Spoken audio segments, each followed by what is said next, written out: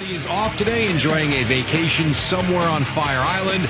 So instead, I sit in here with Mr. Boomer Esiason, and we've got the Mets to get to, the Yankees to get to. We'll do that later. Not a whole lot there, but there are a couple of things that we can discuss. But we've got football, and more football.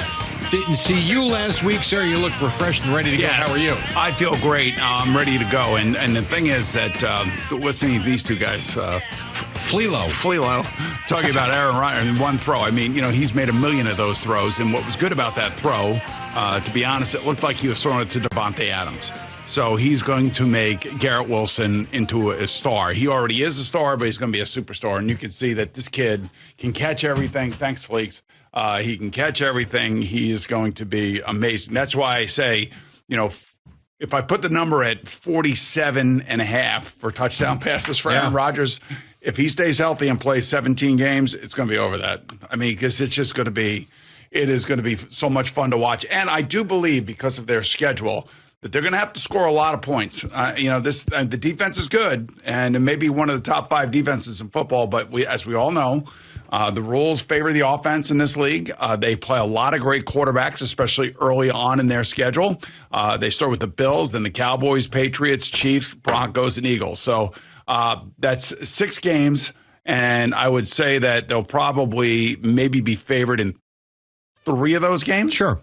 I would think. If I don't know about the Bills. I think the Bills are favored over the Jets in week 1. But here's the thing. I was glad to see Aaron actually get on the field and play. Yeah, so was I. And for me, just watching it, I mean, I sat here a couple of weeks ago after watching Hard Knocks the first time and then one Jets drive, and I loved what I saw. And I know every year it looks good, but this to me feels different. And that to me did not change with what I saw Saturday night. I know it was just the first quarter. It was just a couple of drives.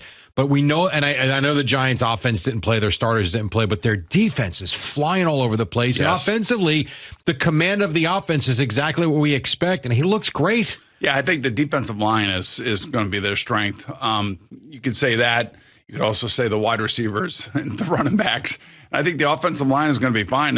One of the real eye-opening performances that we've seen was the third preseason game, because they did play 4, right? They played 4. Yeah, the Jets, yeah. Right, yeah. So the third preseason game where Mekhi Becton was just mauling people, and that was great to see. And then right after that game, they named him the starter at right tackle, and that has been something every Jet fan has been waiting for, and it's, it had horror written all over it. As long as he is motivated, and I'm sure he's been talked to by Aaron Rodgers and a lot of the other young players that are trying to get him to really be motivated to be as good as his body says that he can be.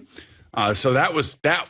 To me, that was the big thing coming into this season. What was Mekhi Becton going to bring to the Jets? And here he is. After a little bit of headache and heartache over the last 2 years, a lot of stuff in the media, starting probably here with me. But the fact of the matter is he deserves that right tackle spot in that third game. He was just mauling people. So that was a great sign. And you can see the defensive line is active.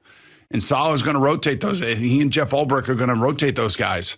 And they're going to come flying out at you. So other quarterbacks will have to deal with the Jet defense. But my point is that because of the way this league is set up, it really comes down to whether or not the quarterback can stay upright for 17 games.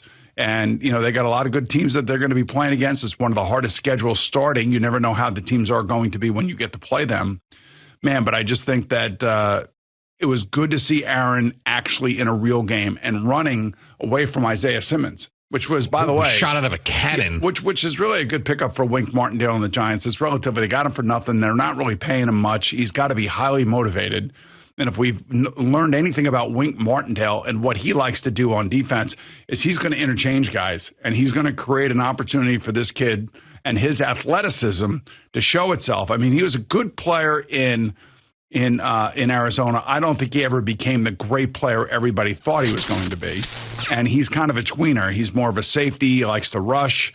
And I think that that was a great pickup for the Giants in their defense. But that also tells you that they are a little bit worried about their pass rush. Sure. But they go out and get a guy who, and the one thing I love, I was watching the game Saturday, and Bob Papa and Carl Banks were talking about it, and Bob said that Brian Dable basically went to him and said, all right, linebacker, safety, what do you feel you're best at? And he said, I want to rush the passer. He goes, well, that's what you're going to do. Well, if and he you does, can see it. if he does rush the passer and somehow gets double-digit sacks, that's where the money is. Right. Well, that goes to your point about he's motivated. Right. So, but that's where the money is. He doesn't want to play safety. Understood. He wouldn't want to play slot corner. He wants to play edge rusher, and I think he wants to play probably maybe 20, 22, 3 to 4 plays a game. And just rush, and keep rushing. Understood. and he'll give tackles fits, as you could see how fast he is. He has a new lease on life. He's got a new coordinator who will figure out a way to use him, and hopefully he brings what everybody thought he was going to bring to the Cardinals when they drafted him 8th overall. All right, to answer your question, the Jets are 2-point underdogs at home against the Bills on week 1. Aside from, let's put the offensive line, put them aside for a second, who I actually think is going to be just fine. What is the weakness on this team, would you say? Because I look at it. I can't put the. There isn't one. If you look at them, I only say this when you look at position by position. Quarterback, check. Wide receivers, a lot of depth, so a deep group there. The offensive line put aside. Running back, my God, they've got plenty of legs to run the football and go out and catch the ball and block for error. Yeah, we haven't even seen Dalvin Cook yet. Right, and so you got a lot of depth there. Defensive line, check. Linebackers, check. Secondary, what would you say, aside from injury and the offensive line being awful, which I don't think is going to be the case, where are the deficiencies on this team? I would just say that it's just depth along the offensive line and whether or not, they're going to make it. They're going to make it through 17-game season. But can't you say that, though, about every team for the most part? Well, sure you can. Every team has got something that they're not comfortable with. And, you already saw a couple trades. You saw the Giants make a trade with Arizona. You saw Cleveland make a trade with New England. New England picks up a tackle because they needed more depth on their offensive line, and they send a running back to Cleveland. So we'll see more because cut down is tomorrow at 4:00. We're starting to see players getting released now. And, it's kind of interesting because, every team has got to get to 53 players, active 53 players. And if you put somebody on IR before that 53-man roster is set, that person who is on IR is out for the season. I saw the Bucs did that with Ryan Jensen Saturday. Right, so he's done. He's done for the season. So in order to keep somebody and keep them relatively or hopeful that you can activate them, let's say like Kyler Murray. Mm-hmm. You can keep Kyler Murray on the PUP list, or you can keep him on the active roster, and then after the active roster is set, then you can put him on IR, and then you can bring him back in a short period of time. The PUP list means basically, or there's also the NFI list, the non-football injury list. Which could be an illness, which could be something going on off the field, something like that. There's another list that they can stash players as well. So all of those things will be happening now over the next 24 hours, and we'll see if their teams are unhappy with who they have and if there's other guys out there. Now, they can't steal guys from practice squads. When does that begin? So it starts? No, yeah, it starts immediately. Right. So they set their 53-man roster. Then all of a sudden, all those guys are out there, waiver wire and everything, and guys start getting plucked off of different. But then you can't just put them on your practice squad. You see what I'm saying? Yes. So once those teams they have to go right to the active roster, right? So you have to keep 16 guys, I believe it is, on the practice squad, and I think of those 16 guys, 6 of those guys could actually be veterans, being in the league 2 years. So it doesn't have to just be rookies. And they also have the emergency quarterback rule this year, which means, you have your 53-man roster for Sunday, and then you have a 54th guy in uniform who's an emergency quarterback that can only play if the 2 guys prior to him get hurt. And if one of those guys can come back into the game, then the emergency quarterback's got to go back on the sideline. Now, I said this to G last week, and I'm going to say it again. And this is not, I'm not trying to, speak out of school here. I'm not trying to be flashy. I'm not trying to is this a hot take thing? No, it's not. It's not at all. Oh, okay. This team feels different to me. And all the years of watching the Jets when they were good, I really thought Rex had a chance to get them to the Super Bowl, but I never sat there or went into a season saying, I think the Jets are one of the top couple of teams to make it to the Super Bowl and possibly win the damn thing. I just feel like this This has the feeling to me like Vinny back in the day before he got hurt, and I know that. But going into that year with the Jets, I thought they had the best opportunity in my lifetime to be a Super Bowl team. Nothing has happened in the last month that tells me otherwise. I know the schedule is difficult, but you know what? The teams that have to play the Jets look at the Jets and say, tough game. And you can tell me they're an underdog the first week against the Bills. Great. The Bills are a terrific team. Even if the Jets lost week, like I think the one thing you said before you went away was if we're sitting here in September at any point and Aaron Rodgers has to do the whole relax thing, the RELAX thing, maybe. But I also don't think we can expect them to be this refined product week one. But I do think as we go through this season, this team is going to get better and better and be more polished. And I just think this is one of the best Jet teams on paper I've ever seen. I would agree with you, Jerry. And I think that they have everything that you've pointed out already this morning. And there is a different feeling because of Aaron Rodgers. There's no question about it. The hopes are there. The expectations are there. Now comes the real stuff. The real stuff comes now, and it's going to come out that Monday night. He got a great hand on Saturday night, which was fantastic. Amazing, wasn't it? It was, and it was great to have that. And the I don't know how many Giant fans stood up and cheered for him, but it sounded like it was a Jet home game. It did. I think a lot of people wanted to see Aaron Rodgers in MetLife Stadium, right? And they sold it out for God's sake. And that was so funny too because I put the game on right at the start of the hour. And it was so goofy what they did. And I know it ain't Bob's fault or Carl's fault. It's whoever decided to pre-tape. So they do the stand-up literally like 4 minutes before kickoff. Yes. In an empty stadium. And it honestly looked ridiculous because the first shot was MetLife Stadium, Aaron Rodgers walking in, fans are there, and then they go, Bob who's standing there. He might as well have been in a closet by himself because there was no one behind him. They go to break, you come back, and the place is packed. Wow, look at this. Boy, people really filed in quickly. I don't think the general fan thinks that way like you and I would see that. Well, it looked funny. I know, but I don't know necessarily that anybody else would actually notice that. Oh, it was hard not to. All I know is I haven't been this excited for a preseason game around here. I agree. In a long time. For 2 series, that's what we were excited for. Yeah, because we all wanted to see Aaron play. He hadn't played in 5 years in the preseason. Right. So it was good to see him out there. And even he said after the game that he was nervous. And I totally get why he would say that because this is a new experience for him. New players, new stadium, new fans, new expectations. All of that is great. And he gets charged up. I felt that way back in 1993 myself, so I know exactly where he's coming from. And I hope you're a little bit off saying that, they might come stumbling out of the gate. I hope that's not the case. I hope that they've worked hard enough in practice.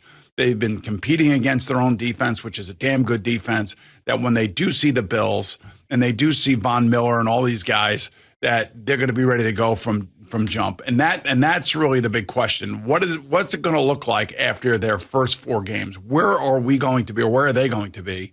And what are we going to be talking about after those first 4 games? Because, man, I don't remember, and I think you're right, I don't remember a time where there was the expectations were this high, with the exception of the second year that the Jets were ready to go to the, with Rex Ryan, of Mark Sanchez. Second year, they were exciting and expectations were there. I agree. The difference for me was we still weren't sure about the quarterback. Could they win with the quarterback who we thought was up and coming but wasn't there yet? That's why this is different. And I love WFAN, but they gave me a headline last week about Aaron Judge that I did not say, and I got crushed for it, but that's fine. So don't sit there and say that I'm telling you the Jets are going to come out the gate slow. That's not what I said.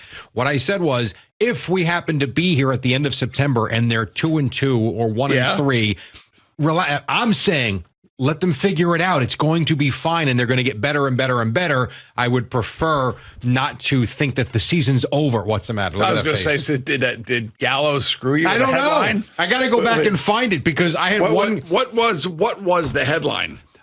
I was putting blame on the fact that the Yankees had a miserable month, basically, because when Aaron Judge came back, he wasn't Aaron Judge. And to me, it's up to him to carry the team. That's all.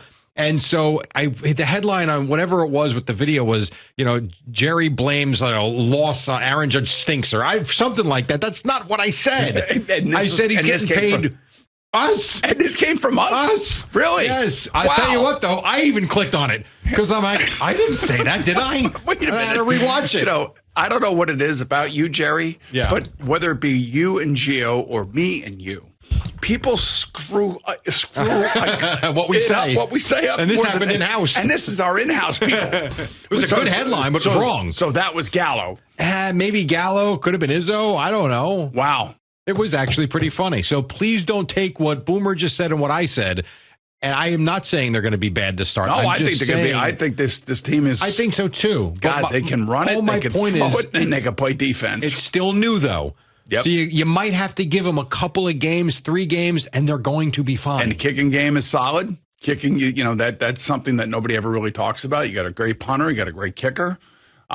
You should have good special teams on top of all of this. Let me ask you this. Should be winning. You should be winning the field position battle that goes on. And, it's interesting watching this. Remember, we also have fair catches on kickoffs now. Yes, which is weird. Well, it's weird because what happened was, or what was happening was instead of, kickers kicking it through the end zone, they wanted the return to try to force a turnover. Right. So what they were doing were the high arcing kicks that were coming down around the 5-yard line.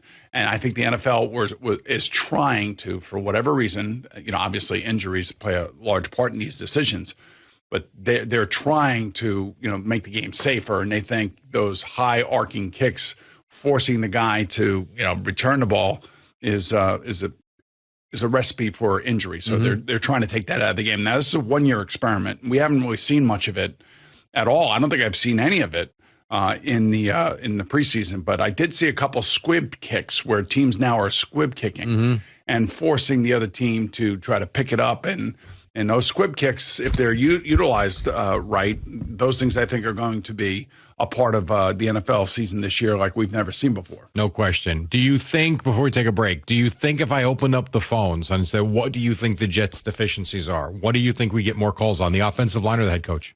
Offensive line. Really? See, I think the head coach. I like him, but I feel like a lot of the calls to this radio station are they don't believe in Saleh. Well, first of all, he was dealing with, Zach Wilson, who was obviously completely in and over his head and was not ready for this. And I still don't think he's ready for it. I mean, I watched him exclusively, attentively, I should say. He's better because he's not throwing the ball at people's feet. And he seems to be a little bit more relaxed because he knows it's not all on him right now. But I worry about him going 4 quarters.